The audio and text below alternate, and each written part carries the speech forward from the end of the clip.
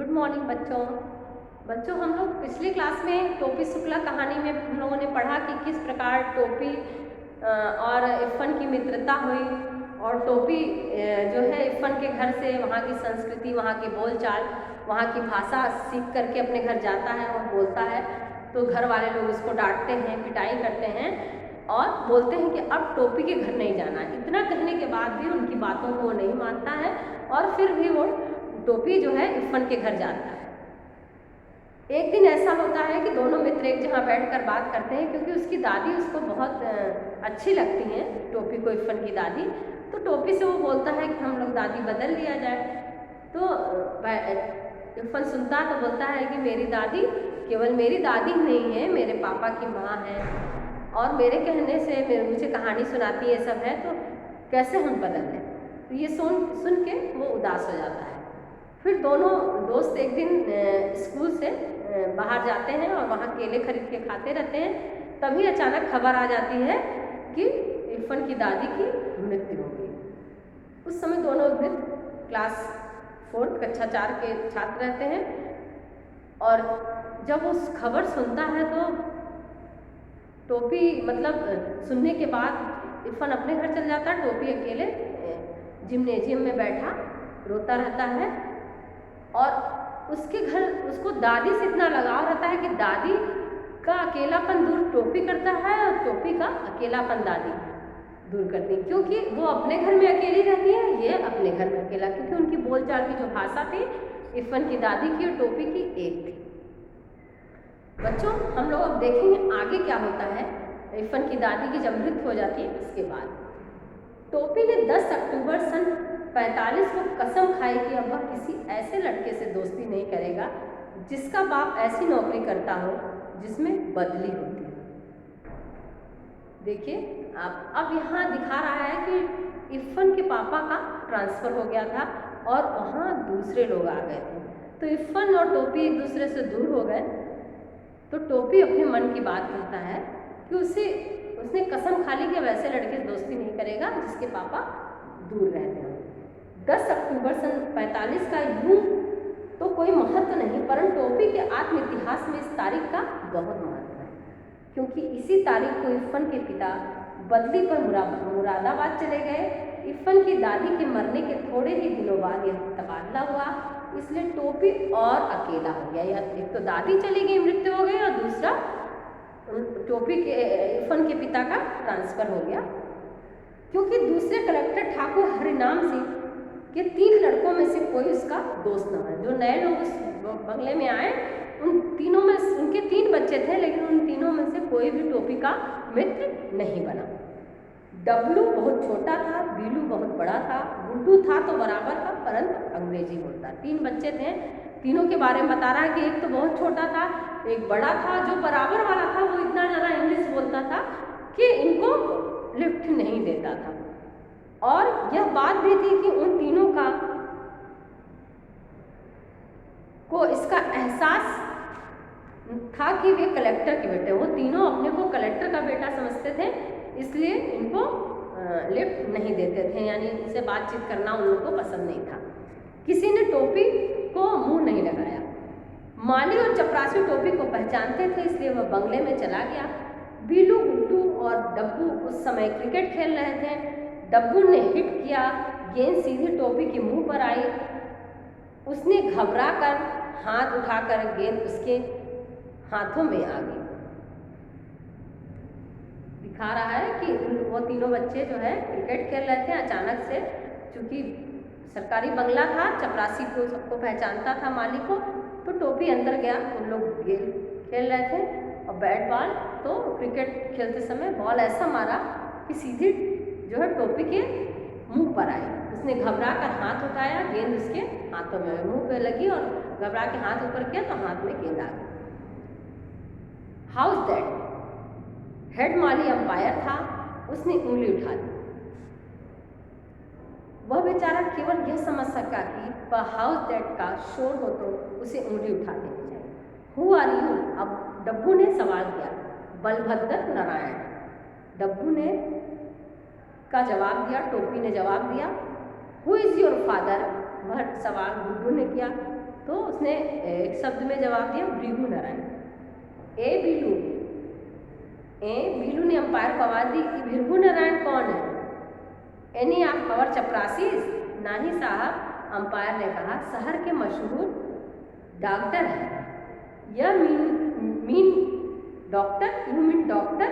W ने सवाल किया। Yes sir. हेड माली को इतनी अंग्रेजी आ गई थी। But he look so clumsy, Billu बोला। टोपी अकड़ गया। तनी जवनिया संभाल के बोलो, एक लपड़ में नीचे लगी। ओ यू सन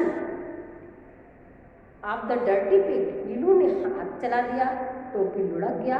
फिर वह गालियां बकता हुआ पर उठा, परंतु हेड माली बीच में आ गया और डब्बू ने अपने अल्सेशियन से शुष्कार दिया। वो दोनों का आपस में लड़ाई झगड़ा हुआ और वो अपने कुत्ते को जो है, उन लोग उनके पेट पाले थे, उसको जो है उनके पीछे लगा दिया। टोपी के पेट में 7 सुइयां होगी। वो कुत्ते ने उसको काट लिया, टोपी को। पेट में 7 सुइयां होगी तो टोपी की होश ठिकाने आए और फिर उसने कलेक्टर साहब के बंगले का रुख नहीं लिया। परंतु प्रश्न यह खड़ा हो गया कि फिर आखिर वह करे क्या? घर में ले लेकर बूढ़ी नौकरानी सीता थी जो उसका दुख दर्द समझती थी, तो वह उसी के पल्लू में चला गया और सीता की छाया में जाने के बाद उसकी आत्मा भी छोटी हो गई। सीता को घर के सभी छोटे बड़े डांट लिया करते थे, टोपी को भी घर के सभी छोटे बड़े डांट लिया करते, इसलिए दोनों एक दूसरे से प्यार करने लगे। टेक मत किया करो बाबू। एक रात जब मुन्नी बाबू और भैरव का दाज करने पर वह बहुत पिटा तो सीता ने उसे अपनी कोठरी में ले जाकर समझाना शुरू किया। दोनों भाई में आपस में झगड़ा हुआ तो जो है घर की जो नौकरानी थी सीता, वो उसको ले जाकर समझाने लगी। क्या समझाती है? बात किस बात पे झगड़ा हुई देखिए। बात यह हुई कि जाड़ों के दिन थे, मुन्नी बाबू के लिए कोट का नया कपड़ा आया, भैरव के लिए भी नया कोट आया। टोपी को मुन्नी बाबू का कोट मिला। कोट बिल्कुल नया था, मुन्नी बाबू को पसंद नहीं आया था, फिर भी बना तो था उन्हीं के लिए था। तो उतरन टोपी ने वह कोट उसी वक्त दूसरी नौकरानी केतकी के बेटे को दे दिया। वह खुश हो गया। नौकरानी के बच्चे को दे दी जाने वाली चीज वापस तो ली नहीं जा सकती, इसलिए तय हुआ कि टोपी जाड़ा खाए। वो तीनों भाई थे, उन लोगों को कपड़े नए टोपी जाड़े में बने और मुन्नी बाबू का जो है उतारा हुआ टोपी, मुन्नी बाबू का उतारा हुआ कोट टोपी को मिला। टोपी को यह पसंद नहीं आया कि ये उतरन है, उसने अपनी दूसरी नौकरानी के बच्चे को दे दिया। वह बहुत खुश हो गया और अगर घर में नौकरानी को कोई चीज़ दे दी जाए तो उससे वापस तो ली नहीं जा सकती कि पुनः लेकर पहने। तो घर के लोग निश्चित कर लिए कि अब ये निश्चय हो गया कि इस जाड़े में तुमको ठंड खाना होगा, तुम्हें स्वेटर कपड़े नहीं खरीदाएंगे, हम जाड़ा वड़ा ना खाएंगे, भात खाएंगे। टोपी ने कहा तुम जूते खाओगे, सुभद्रा देवी बोली। आपको यूँ न मालूम कि जूता खाया ना जात पहना जाता है। दादी से बदतमीजी करते हो, मुन्नी बाबू ने बिगड़ कर कहा। तो कहा हम उनकी पूजा करें? देखिए बच्चे जैसे नटखट अपनी हरकत कर रहे हैं कि दादी से डांट रही है कि नहीं मिलेगा, तुम जाड़ा खाओ। तो बोला खाना खाते हैं कि जाड़ा खाते हैं? तो ऐसा दादी से अपने बात कर रहे थे। फिर क्या था, दादी ने आसमान सिर पर उठा लिया। राम दुलारी ने उसे पीटना शुरू किया तो 10वां में पहुंच गए बाढ़। सीता ने कहा तुम्हें दादी से टर्राव के तो ना चाहिए, कितनों उतहार दादी बड़ी। बोलता है दादी से नहीं ऐसा बात बोलना चाहिए, बड़ी है दादी का रिस्पेक्ट करना चाहिए। सीता ने तो बड़ी आसानी से कह दिया कि वह 10वें में पहुंच गया, परंतु यह बात इतनी आसान नहीं थी। 10वें में पहुंचने के लिए उसे बड़े बड़े पापड़ बेलने पड़े। 2 साल तो वह फेल ही हुआ। 9वें में तो वह सन 49 ही में पहुंच गया था, परंतु 10वें में वह सन 52 में पहुंचा। जब वह पहली बार फेल हुआ तो मुन्नी बाबू इंटरमीडिएट में फर्स्ट आए और भैरव 6ठे में। सारे घर न उसे जबान की नोक पर रख लिया, बहुत रोया। बात यह नहीं कि वह गाउदी था, वह काफ़ी तेज था। गाउदी मतलब बेवकूफ़ नहीं था, काफ़ी तेज था, परंतु उसे कोई पढ़ने ही नहीं देता। जब वो पढ़ने बैठता मुन्नी बाबू को कोई काम निकल आता, राम दुलारी को कोई ऐसी चीज़ मंगवानी पड़ जाती जो नौकरों से नहीं मंगवाई जा सकती। यह सब कुछ ना होता तो पता चलता कि भैरव ने उसकी कापियों कि हवाई जहाज उड़ा डाले हैं। दूसरी साल उसे टाइफाइड हो गया, तीसरे साल वह 3rd डिवीज़न में पास हो गया। यह 3rd डिवीज़न कलंक के टीके की तरह उसके माथे से चिपक गया। टोपी ऐसा नहीं था कि गधा था, लेकिन कोई कोई घर का में कभी कोई काम कर देता, कोई सामान लाने के लिए दे देता, कभी कोई परेशान करता, इस तरह उसकी पढ़ाई नहीं हो पाती। वो तीसरे साल 3rd डिवीज़न में पास होता है। परंतु हमें उसकी मुश्किलों को भी ध्यान रखना चाहिए। सन 49 में वो अपने साथियों के साथ था, वह फेल हो गया। साथी आगे निकल गए, वह रह गया। सन 50 में उसी दर्जे में उन लड़कों के साथ बैठना पड़ा जो उसके पिछले क्लास में थे। पीछे वालों के साथ एक ही दर्जे में बैठना कोई आसान काम नहीं होता। उसके दोस्त 10वें में थे, वह उन्हीं से मिलता, उन्हीं के साथ खेलता।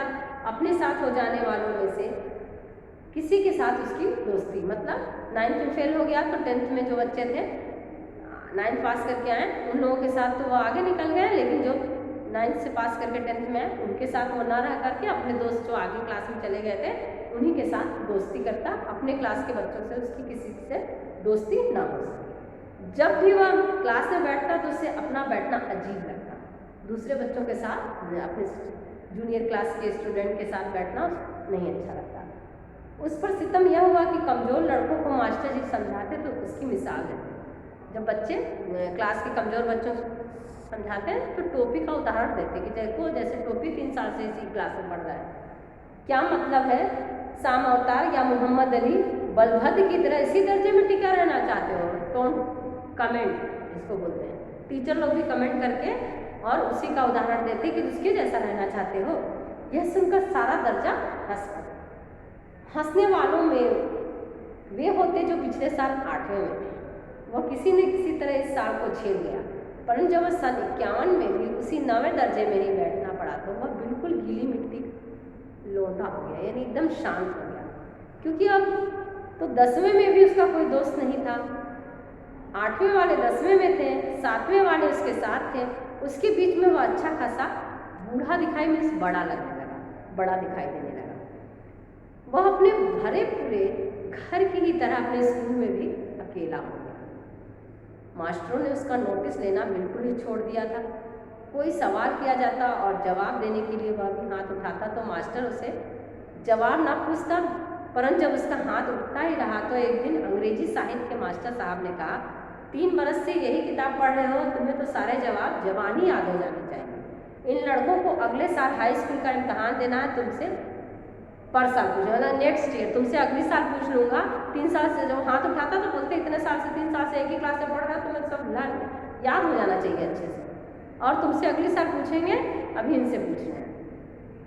टोपी इतना शर्माया कि उसके काले रंग पर लाली दौड़ गई, और जब वो तमाम बच्चे खिलखिलाकर हंस पड़े तो वह बिल्कुल मर गया। जब वह पहली बार 9वें में आया था तो वह इन्हीं बच्चों की तरह बिल्कुल बच्चा था।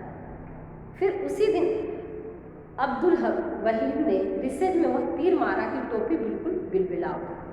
वहीद क्लास का सबसे तेज लड़का था, मॉनिटर भी था, और सबसे बड़ी बात यह थी कि वह लाल तेल वाले डॉक्टर सुरफुद्दीन का बेटा था।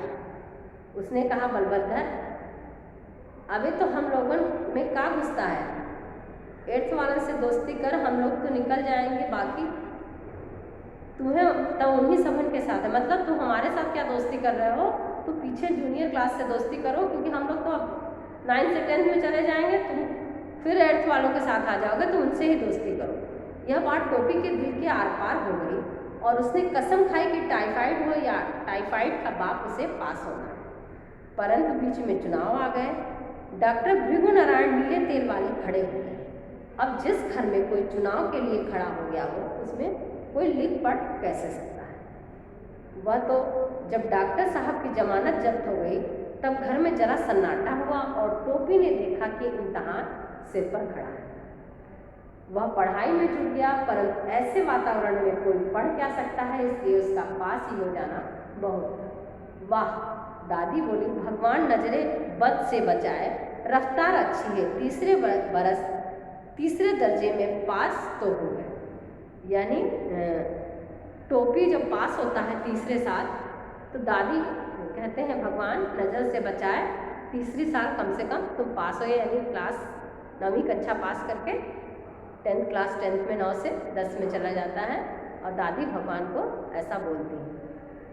तो बच्चों हम लोग पाठ पढ़े टोपी शुक्ला, हम लोगों ने देखा किस प्रकार टोपी और इफ़न का दोस्ती, फिर किस प्रकार घर में या स्कूल में टोपी को जलील किया गया, फिर किस प्रकार मुसीबतों का सामना करते हुए टोपी अपने कक्षा 9 पास करने में कितनी मुश्किलें उसको आई और किसी तरह वो पास किया।